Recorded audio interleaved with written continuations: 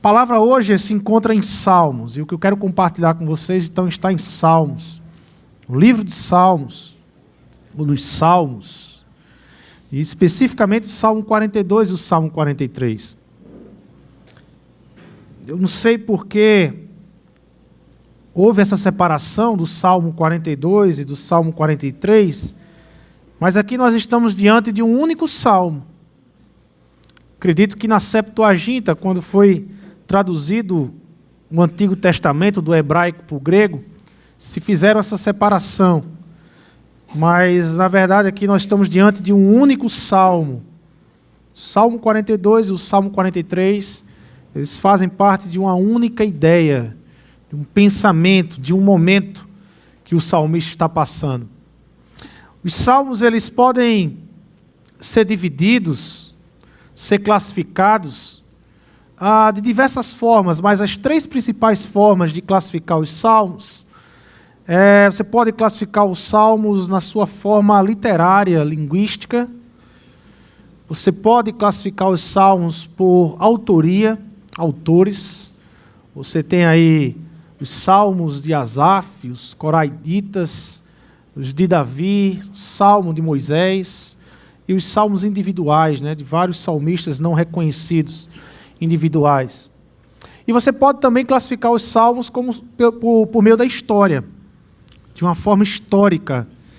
E eu prefiro muito trabalhar os salmos da forma histórica, porque os salmos, quando é visto na forma histórica, cultural, nós penetramos as aflições, as lutas, as diversidades que o salmista está passando naquele momento, naquela época. Os salmos são como você abrir diários espirituais. Muitos desses salmos, os salmistas, eles expõem suas lutas, suas aflições, seus questionamentos com Deus, suas crises de fé na caminhada com Deus.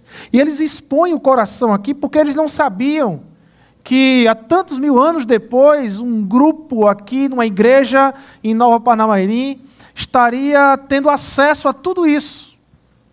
É como se eu pudesse ter acesso ao seu diário espiritual, ao seu diário de vida, ao que você passa no seu coração, aquilo que você escreve entre você e Deus e que você quer que fique somente entre você e Deus, porque você acha que é muito pesado para as outras pessoas saberem, mas de repente Deus decidisse tornar tudo isso público, e todo mundo pudesse ler os seus salmos, o seu diário espiritual, as suas crises, as suas lutas, os seus questionamentos que você tem na caminhada com Deus.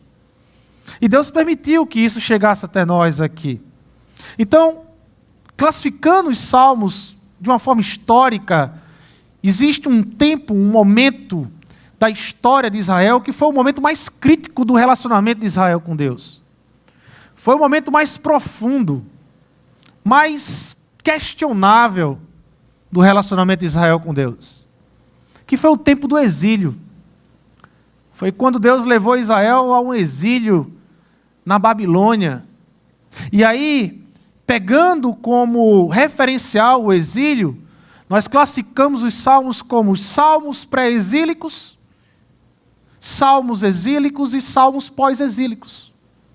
Então nós temos salmos que foram escritos antes do exílio, nós temos salmos que foram escritos durante o exílio, e nós temos salmos que foram escritos depois do exílio, quando Israel, então, está retornando a Jerusalém, quando o rei Ciro, o rei da Pérsia, liberta Israel para retornar a Jerusalém e reconstruir seus muros, suas casas, seus plantios, sua adoração em Jerusalém.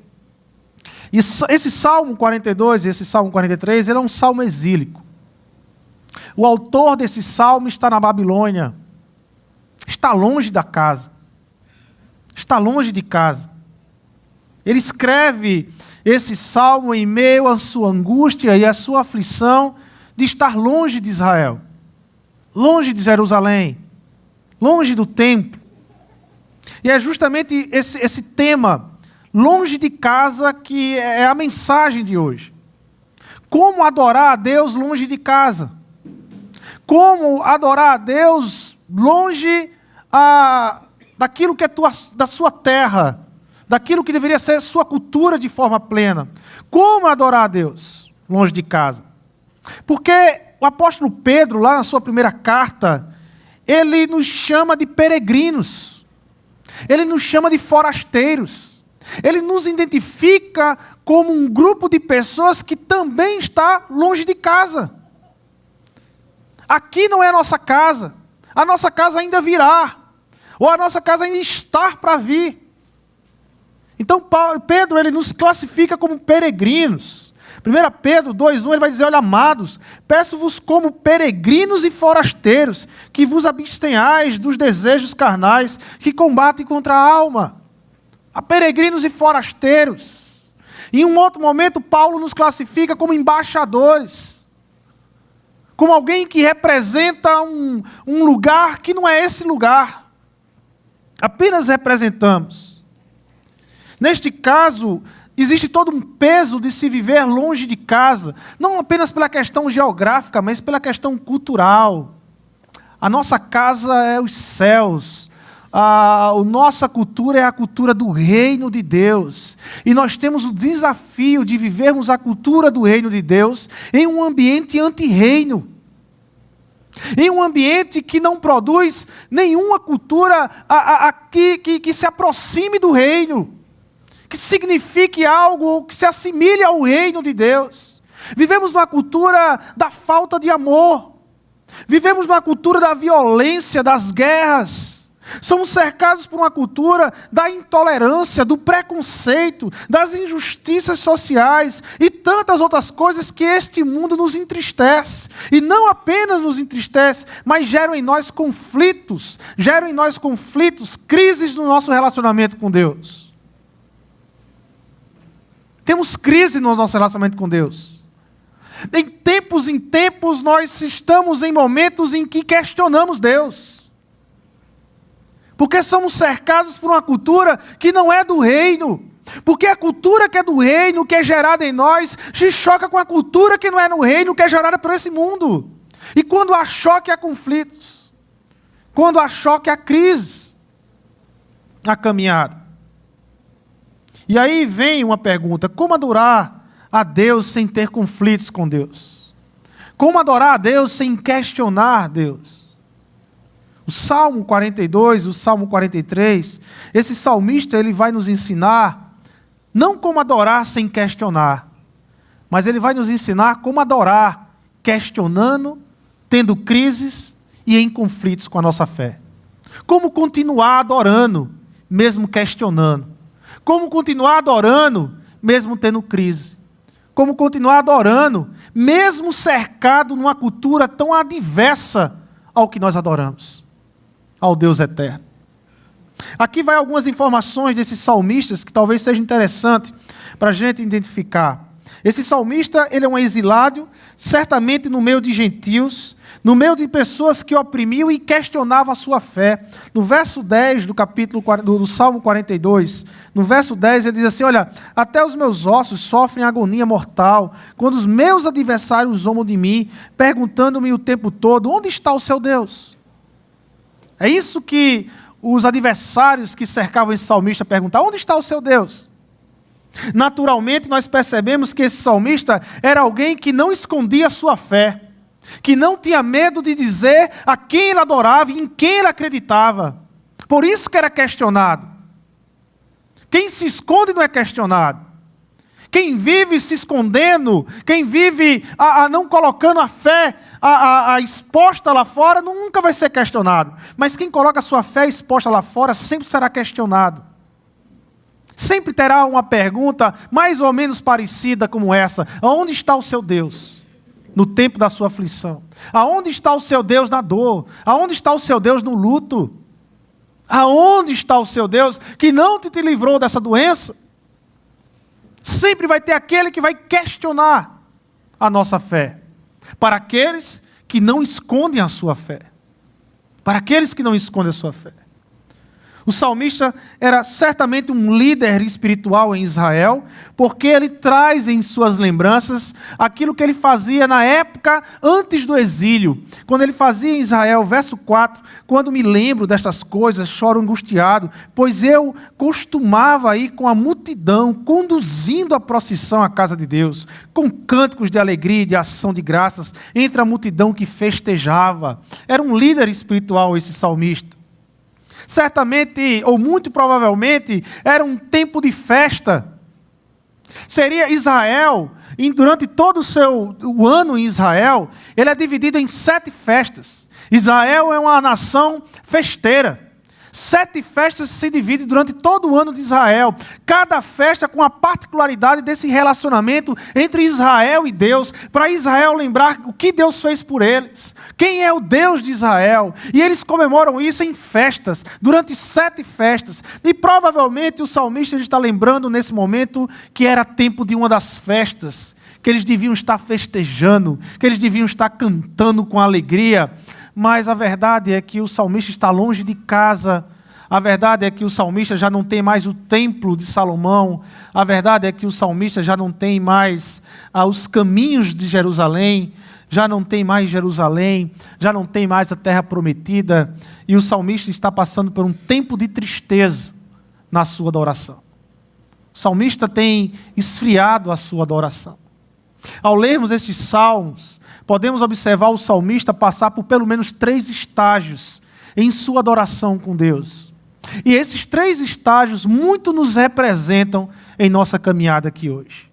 Muito nos representam em nossa caminhada com Deus. Passamos então por esses 3 estágios, olhando, observando, tentando aprender, tentando trazer algo para a nossa realidade de vida. O primeiro estágio que o salmista nos apresenta é o anseio por Deus. É o anseio por Deus. Ansiar por Deus. Suspirar por Deus. Do versículo 1 ao versículo 5, olha só o que o salmista nos diz. Como a coça anseia por águas correntes, a minha alma anseia por ti, ó Deus. A minha alma tem sede de Deus, do Deus vivo. Quando poderei entrar para apresentar-me a Deus? Minhas lágrimas têm sido o meu alimento de dia e de noite, pois me pergunto o tempo todo, onde está o seu Deus? Quando me lembro destas coisas, eu choro angustiado, pois eu acostumava ir com a multidão, conduzindo a procissão à casa de Deus, com cantos de alegria e de ação de graças, entre a multidão que festejava. Por que está assim tão triste a minha alma? Por que está assim tão perturbada dentro de mim? Pois a sua esperança é em Deus, pois ainda o louvarei, Ele é o meu Salvador e o meu Deus. Era um tempo de seca. O salmista, ele pega a seca para representar o seu estado de espírito diante da adoração. Como é que eu estou diante da oração de Deus? O salmista diz, olha, eu estou em tempo de seca. Como a coça anseia por águas correntes, a minha alma anseia por ti, ó Deus. Como a coça corre no deserto, atrás de água, buscando em água, desesperadamente, assim está a minha alma por ti. Uma busca insaciável que só para quando achar água. Ele então lembrou o quanto ansiava por Deus, o quanto desejava voltar aos tempos que fazia a sua peregrinação com Deus. O Deus vivo era o Deus da sua vida, como ele diz aqui no verso 8, o Deus da minha vida. Como eu preciso rever, como eu preciso voltar a viver aqueles tempos que ficaram para trás na minha adoração com Deus. Mas agora, que não tinha mais o templo, que não tinha mais as peregrinações, os caminhos para Jerusalém, que não tinha mais as festas, os cânticos nos lábios. O salmista, então, ele expressa toda a sua aridez espiritual, usando aqui 3 elementos básicos da vida. Ele usa o ar, ele usa o comer e ele usa a água. Ninguém vive sem ar, ninguém vive sem comer e ninguém vive sem água. E o salmista ele vai dizer, olha, a minha alma anseia por ti, Senhor. A minha alma suspira. Eu quero expirar a tua presença. O salmista diz, olha, minhas lágrimas têm sido meu alimento. As lágrimas se transformando em alimento. E ele diz, a minha alma tem sede de ti. Eu quero água para beber. Eu tenho sede desse Deus. Mas mesmo diante de toda essa aridez, existe algo ainda mais desejável no coração desse salmista. Além disso tudo, o salmista, ele deseja mesmo é adorar o Senhor. O que ele deseja é adorar o Senhor.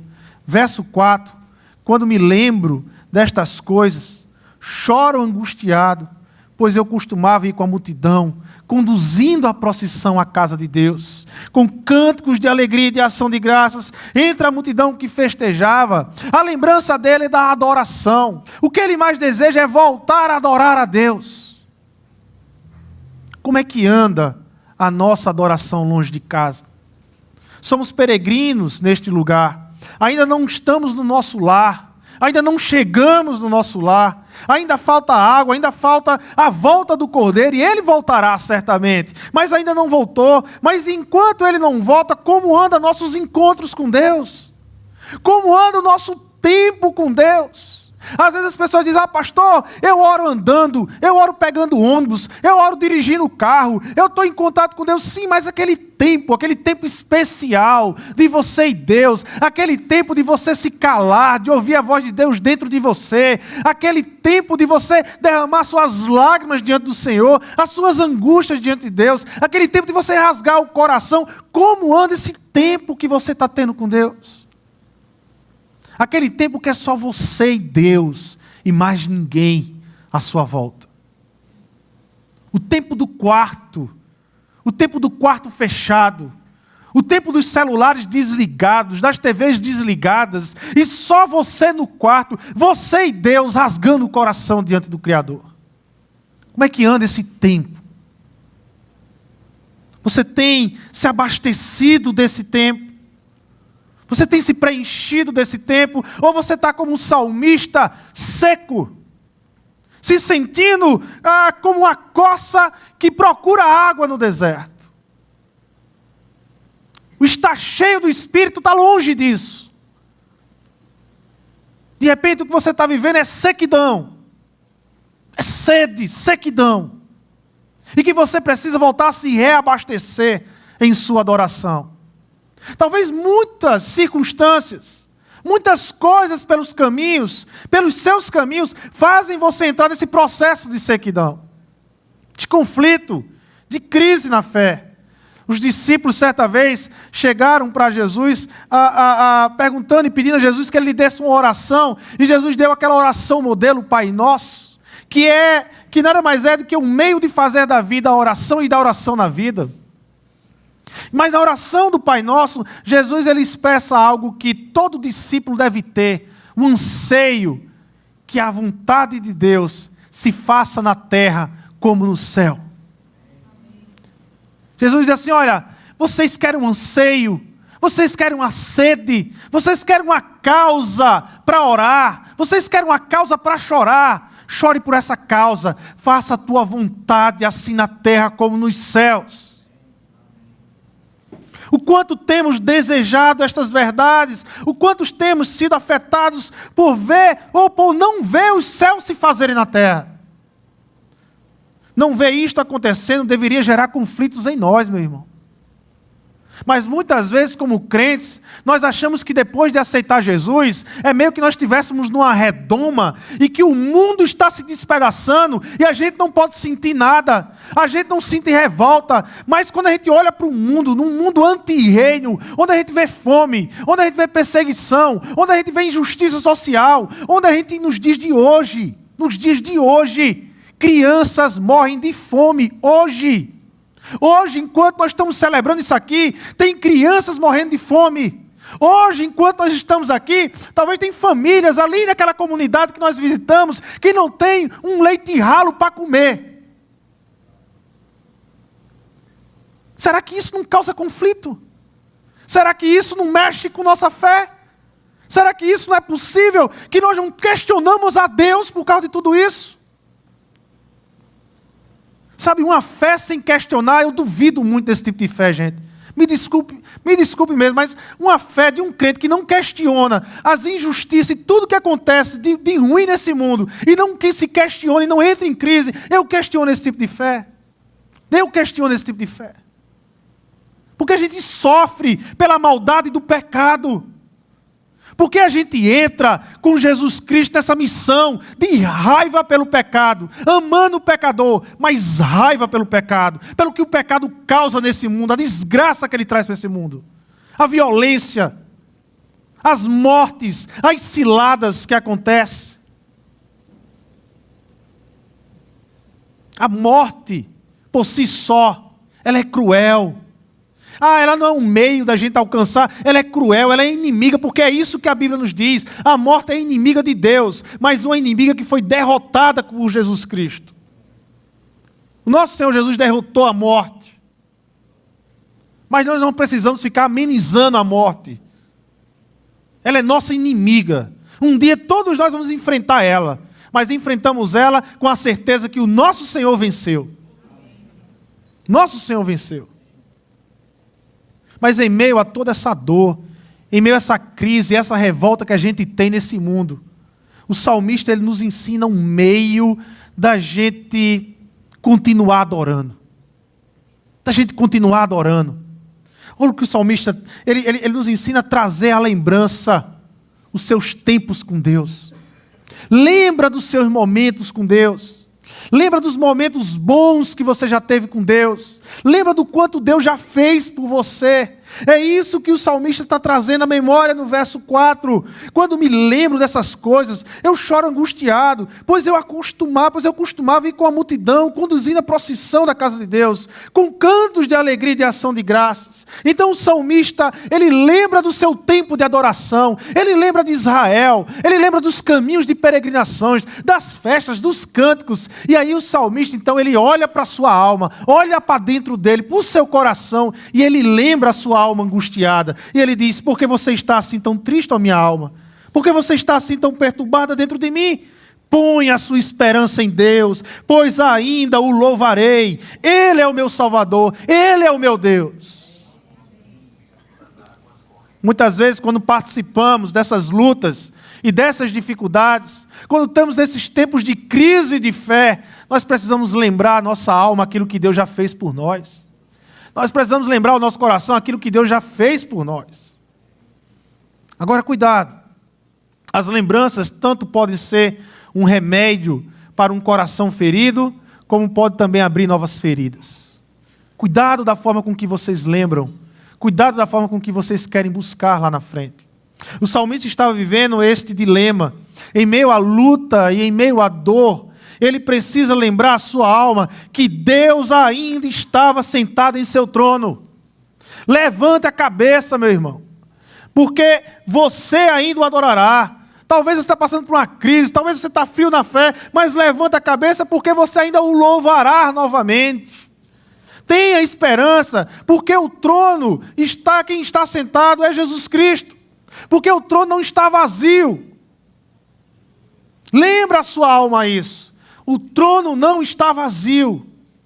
E eu vou voltar a adorar o meu Senhor. Eu vou voltar a ter alegria com o meu Senhor. Então o salmista ele passa para o segundo estágio da sua adoração com Deus. O primeiro estágio é esse anseio, é essa sequidão. Mas agora ele passa para o segundo estágio, que é justamente a lembrança. Mas não mais lembrar das festas.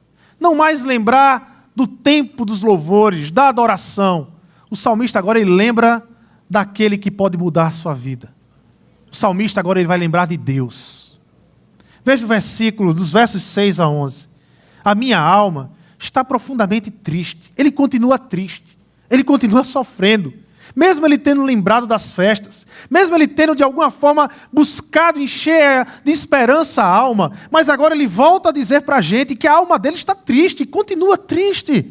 Por isso, qual é a reação dele diante da tristeza? Por isso, de ti me lembro, desde a terra do Jordão, das alturas do Hermon, desde o monte Mizar, abismo chama abismo, ao rugir das tuas cachoeiras. Todas as tuas ondas e vagalhões se abateram sobre mim. Imagine, ele está lembrando do nascedouro do Rio Jordão, lá no Monte Hermon, e ele vai descendo aquele monte, e aquelas montanhas, aquelas rochas, vão formando aquele rio caudaloso, caindo, e ele vai dizer que esses vergalhões, essas quedas d'água, se abateram sobre ele.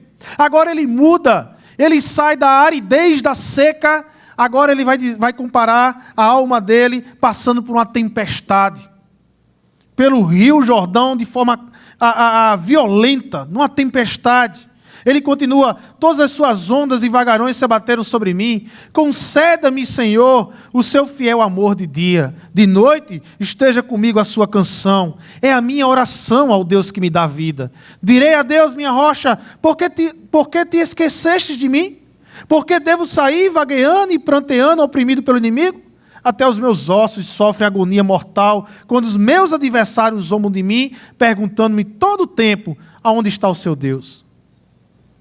Mas mais uma vez, ele termina com a convicção, mais uma vez ele termina lembrando a alma dele. Por que você está assim tão triste, ó minha alma? Por que está assim tão perturbada dentro de mim? Põe a sua esperança em Deus, pois ainda o louvarei, Ele é o meu Salvador e o meu Deus. Mites aqui significa pequenez, essa palavra significa ser pequeno, e era assim que o salmista estava se sentindo diante da situação distante de casa, longe do lar, longe de todo aquele contexto de adoração de Israel. O salmista estava se sentindo pequeno diante da situação e pequeno diante de Deus. As lutas continuam, mesmo quando nós encontramos um meio de adorar a Deus, mesmo quando nós encontramos um meio de se alegrar com Deus, isso não significa que as lutas vão parar, meu irmão, porque na vida real cristã é luta. Como disse Lavínia aqui cantando, no mundo tereis aflições. Se você perguntasse a Jesus, qual é a sua perspectiva de vida para mim nesse mundo? Meu filho, é aflição, mas tende bom ânimo, eu venci esse mundo. E isso vai passar. É um tempo, vai passar. Tende bom ânimo. A luta continua. A adoração nunca foi um meio de você fugir das lutas. A adoração, ser adorador, nunca é um jeito de você não sentir crises, de você não ter conflitos e questionamentos com a sua fé. Nunca foi isso. A adoração é em meio a tudo isso.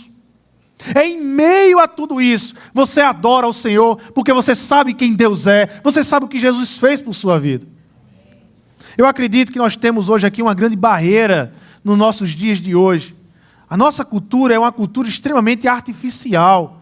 A nossa cultura é uma cultura da satisfação instantânea, onde tudo é para hoje, onde tudo tem que ser prazer hoje. E aí nós temos essa barreira. Nós temos essa barreira porque muitas vezes nessa cultura nos faz perder a percepção do eterno. Nos desfoca do eterno, nos faz nos envolvermos com tudo que é transitório. E o que é transitório passa, se acaba, não é eterno. O que é transitório é mutável, não é imutável. E o quanto Deus tem nos chamado para nos relacionar com Ele, com um Deus que não muda, com um amor que não muda, com uma graça que não muda, com uma salvação que em tempo nenhum na sua vida vai mudar. Possa ser que hoje você esteja no fundo do poço, vivendo pecado, não sei de qual é a forma que você está, mas possa ser que na sua adoração, tristeza, dor, angústia, luto, desespero, possa ser que você esteja no fundo do poço, mas lembre-se que o Deus que você adora, Ele não muda, o amor dEle não muda por você. Não é porque você está melhor hoje que Ele te ama mais, não é porque você está pior amanhã que Ele vai te amar menos. Ele te ama de uma forma imutável, porque o nosso Deus não muda. Se aproprie dessa verdade, que não é minha, é das Escrituras, da própria revelação de Deus para os seus filhos.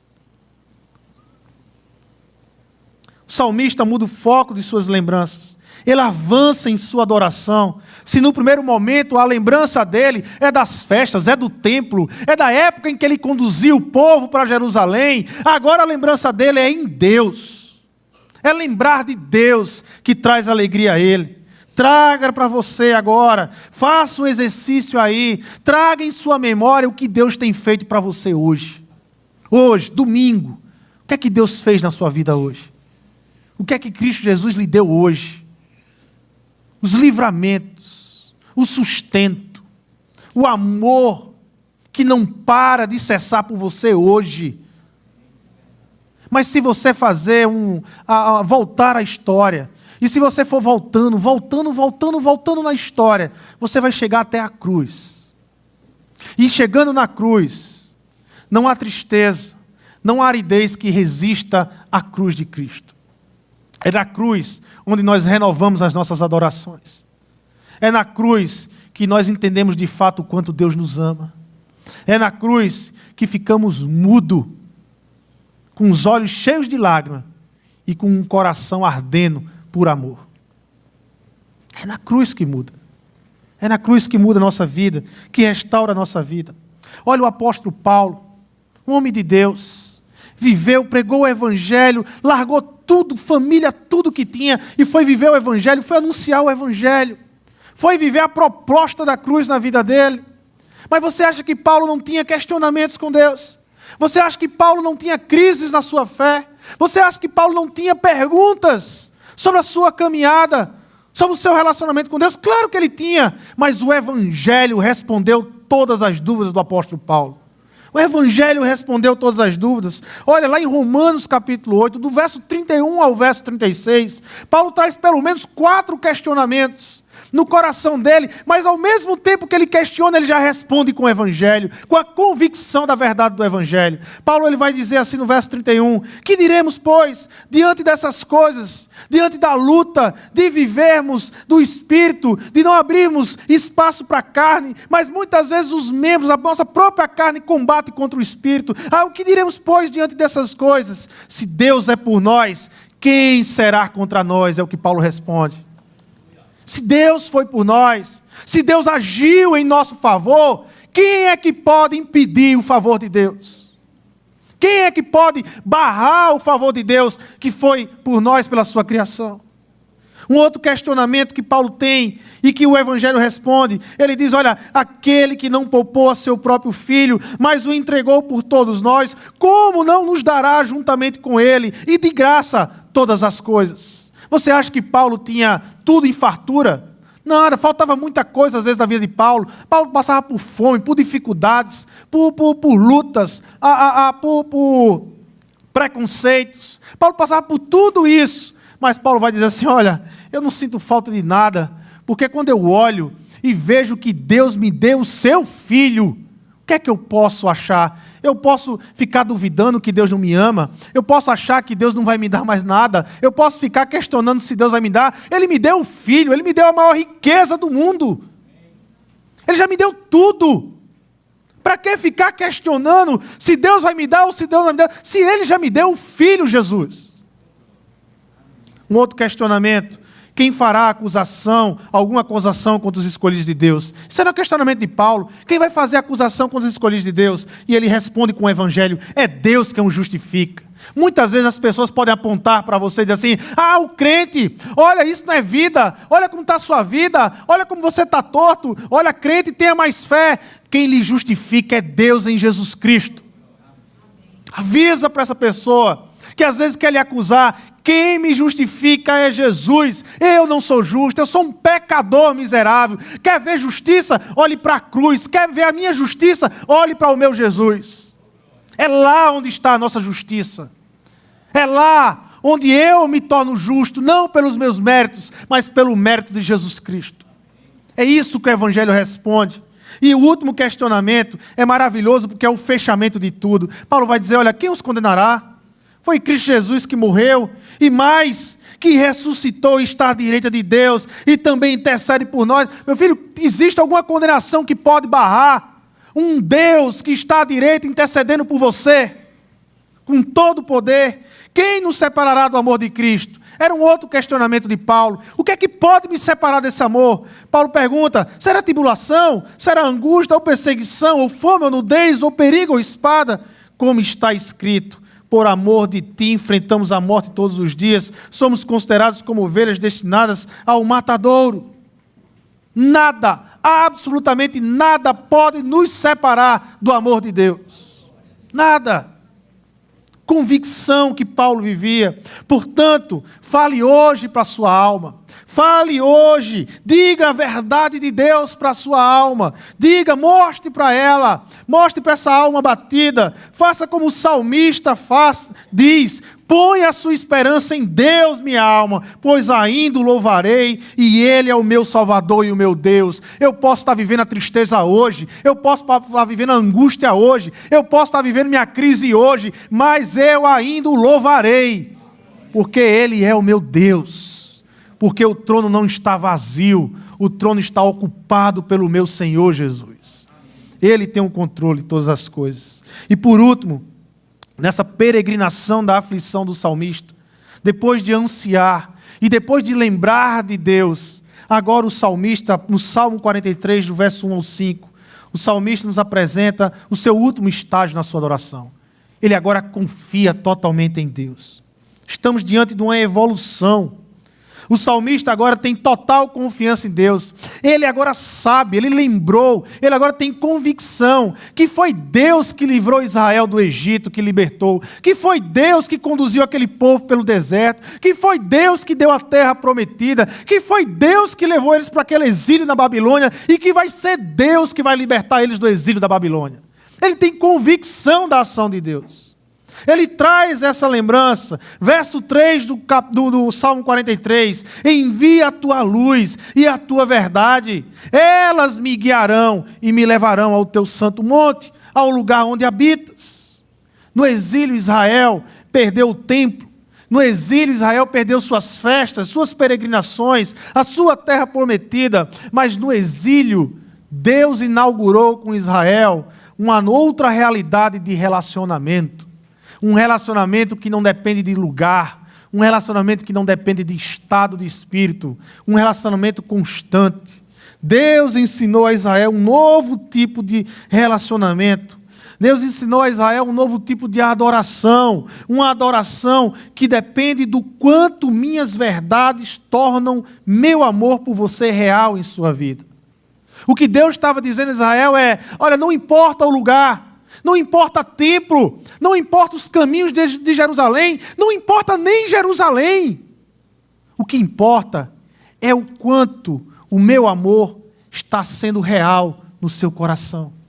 O que importa é que aonde você estiver, o quanto você está sentindo, o quanto eu te amo, o quanto eu te desejo, o quanto eu quero vocês perto de mim. É isso que importa.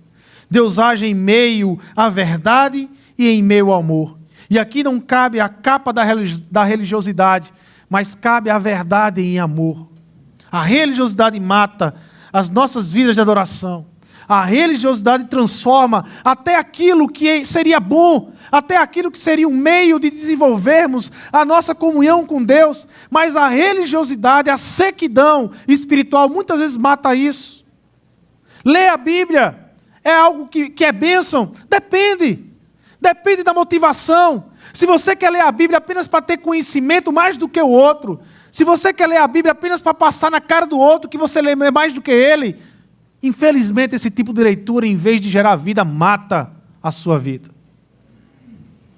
Quando nós transformamos as disciplinas espirituais, seja ela a leitura da palavra, seja ela a oração, seja ela jejum, solitude, simplicidade, mas quando nós transformamos essas disciplinas espirituais em leis, em vez de elas gerarem vidas, elas geram morte.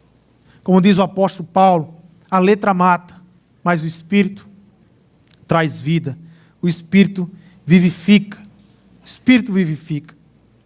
Nós caminhamos, durante essa noite aqui, compartilhando, nós caminhamos nestes Salmos 42 e 43. Caminhamos por um coração aflito, um coração angustiado, um coração que questionava o seu estado, o que estava passando, onde ele estava. Um coração que há muito tempo já não tinha a alegria de adorar o Senhor. Caminhamos por esse coração, mas percebemos que, na medida que nós fomos nos aprofundando nesse coração, nós percebemos que o salmista foi mudando. A percepção da presença real de Deus, a percepção do cuidado de Deus foi se tornando cada vez mais real no coração do salmista. A palavra hoje nos faz refletir como adorar a Deus. Como adorar um Deus imutável, se nós somos mutáveis. Como adorar um Deus que não muda, se nós mudamos tanto. Se as circunstâncias afetam às vezes tanto o nosso coração.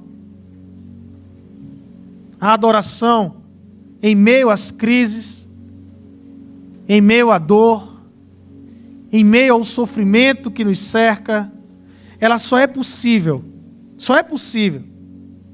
se nós lembrarmos a nossa alma, se nós lembrarmos a nossa angústia, ao nosso coração, de que o trono não está vazio. O trono não está vazio. Deus está no controle de todas as coisas. Deus tem um controle de nossas vidas. Deus tem um controle das nossas situações, por mais difícil que seja. Diga isso hoje à tua alma. Faça como o salmista. Por que está tão triste a minha alma? Por que está abatida dentro de mim? Ainda louvaremos ao Deus, ainda o adoraremos em espírito e em verdade, ainda o louvaremos com a alegria no rosto e no coração. Vai passar, a crise vai passar, o sofrimento vai passar, a sequidão vai passar, e haverá tempos de cheia do Senhor, tempos da alegria do Senhor. Lembra a sua alma isso, lembra ao seu coração isso. Faz como o salmista faz. Verso 4 do Salmo 43. Ele diz assim: eu então irei ao altar de Deus. A Deus, a fonte da minha plena alegria. Com a harpa te louvarei, ó Deus, meu Deus. Faça como o salmista. Faça de Deus a fonte da sua plena alegria. Faça do Senhor a sua plena alegria. Há tempo que você não se alegra no Senhor. De repente faz tempo que você já não adora a Deus como deveria adorar, com um coração ardente e feliz com o que o Senhor tem feito, e feliz com o que o Senhor tem cuidado de você. Mesmo em meio à dor, ao medo do que está por vir, às lutas que Deus nos faz passar, os desertos que Deus nos traz, para nos aprofundarmos cada vez mais, para termos mais intimidade com Deus. Lembra disso. Os desertos não significa que Deus não te ama, pelo contrário, os desertos é um Deus chamando: vem mais perto de mim, vem para mais perto de mim. Vamos melhorar esse relacionamento, vamos mudar esse foco, vem mais para perto de mim e veja como o eterno pode suprir suas necessidades. Baixe seus rostos, vamos orar ao Senhor. Você vai orar por você, nesse momento. É você e Deus. Lembra a tua alma agora, quem está sentado no trono da glória. Lembra o teu coração ferido, quem está sentado no trono da glória.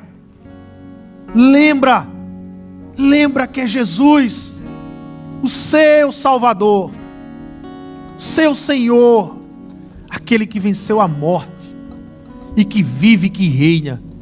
É Ele que está no trono da glória. É Ele. Lembra o teu coração agora. Lembra e saia com a convicção de que o trono não está vazio e de que o tempo da adoração vai mudar na sua vida. Senhor Deus e Pai, nós queremos Te adorar, Senhor, em espírito e em verdade. E isso só é possível a partir do Espírito Santo de Deus. Traz sobre nós, Pai amado, um reavivamento através do Espírito Santo e através da Tua palavra. Traz sobre nós, Senhor, um desejo, Pai amado, que não se canse de Te buscar. Traz sobre nós, Pai amado, a certeza, a confiança, Pai amado, de saber que o trono não está vazio, mas que o Senhor tem um controle de toda a situação, por mais crítica, por mais dolorosa, por mais desesperançosa que seja, o Senhor está no controle, Pai.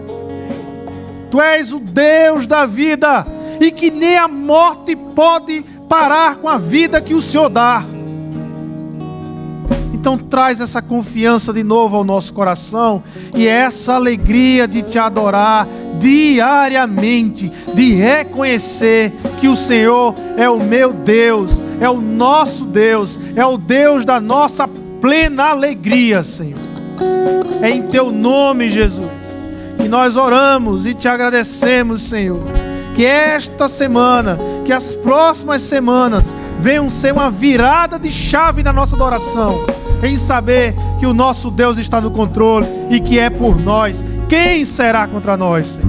É em teu nome, Jesus, que nós oramos e te agradecemos. Amém, amém e amém, irmãos. Vamos ficar de pé, irmãos, e vamos adorar através desse louvor.